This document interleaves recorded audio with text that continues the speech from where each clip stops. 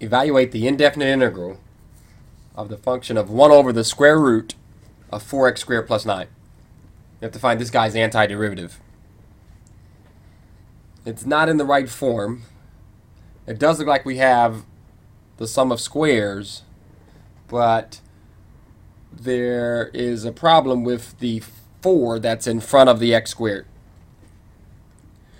We need, in order to start the process, we need the coefficient of x squared to be 1. So what we need to do is some algebra ahead of time before we get started with the trig substitution. We need to factor out the 4. Starting with what we have, if we factor out 4, we'll be left with x squared plus 9 over 4. This is what's going to go underneath the root. The next step would be to split the root and have the root of 4 and the root of x squared plus 9/4 and bring that out as a half. So now we're in the form where we can start the trig substitution. We have x squared plus a squared underneath a radical symbol. So let's start the process. We need to choose the correct trig substitution with x squared plus a squared and the value of a being the square root of 9/4 or 3/2. Then we have to go with the fact that x is going to be 3/2 the tangent of theta.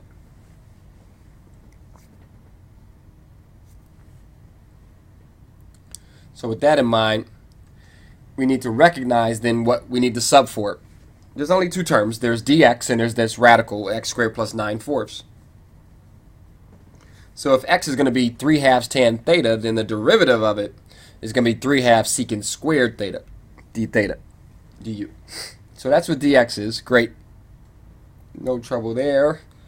This root, when you have the substitution x is a tan theta, your root basically automatically becomes a secant theta.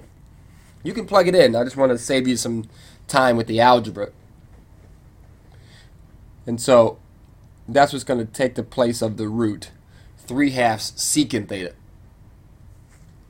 Dx is in the numerator and the root is in the denominator. So we can go back to this integral that we're looking at now and plug in. Don't forget the half is out front. Let's put everything back in, and we'll be looking at 3/2 secant squared theta all over 3/2 secant theta. Well, the two secants in the numerator would cancel one of the secant from the denominator, and then the 3/2 would cancel, and you'll simply be looking at 1/2 the integral of secant theta.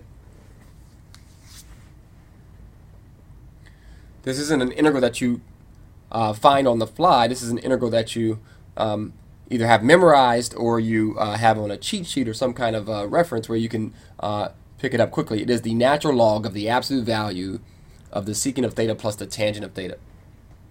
And we have 1/2 of that. So we've done our integration. We've completed step 3. We've plugged everything back in and we've integrated in theta. Now we have to make a decision.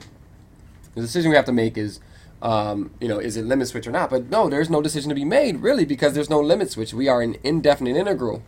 And so we just need to go back to the triangle and figure out how to trade in for secant theta and how to trade in for tangent theta. How do you get the triangle? The triangle comes from the original substitution, which was 3/2 tan theta in place of x. Take that and solve for the trig function. In this case, solve for tan theta.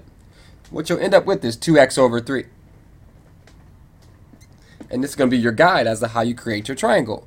Knowing that tangent is opposite over adjacent, then we draw a triangle where the theta is one of the angles, the base angles, and we need to have the opposite side 2x and the adjacent side 3. We're going to need that third side, so best is just to use the Pythagorean theorem. Leg squared plus leg squared is hypotenuse squared. So we end up with 4x squared plus 9 underneath a root. Not exactly, well, it is the root that got us there originally, but not the root that we're looking at right now.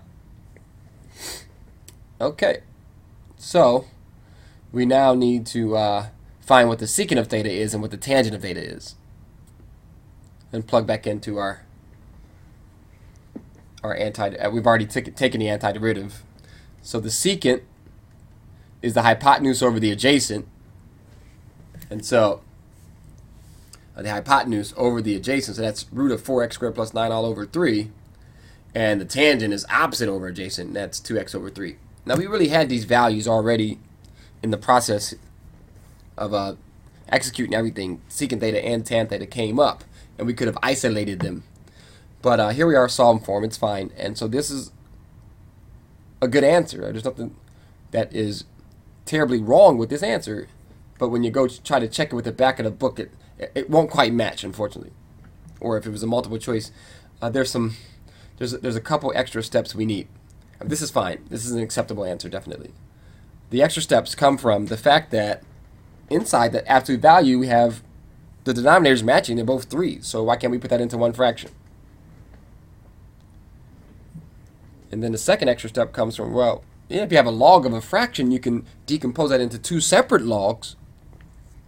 So we can have the log of the numerator minus the log of the denominator, keeping the absolute value. But since we know that 3 is already positive, we can kind of drop the absolute value there. Okay, but then you can distribute the half across, and we'd have half of the log of the absolute value, and then minus half of log 3. And then you look in the back, and it still doesn't match. It seems like this minus half log 3 has just disappeared, and what's actually going on there is the constant c basically is absorbing that constant. If I have a constant that I know and some other constant that I don't know, I can just absorb it and call it something else. Let's call it c prime. Some new constant. This happens often. So you then just have 1/2 the natural log of that absolute value plus c prime as your final answer. Kind of look in the back of the book, it'll match that. And now you know what happened to your 3's from the denominator. It basically got swallowed up into c. Okay, and that's the antiderivative of our original problem.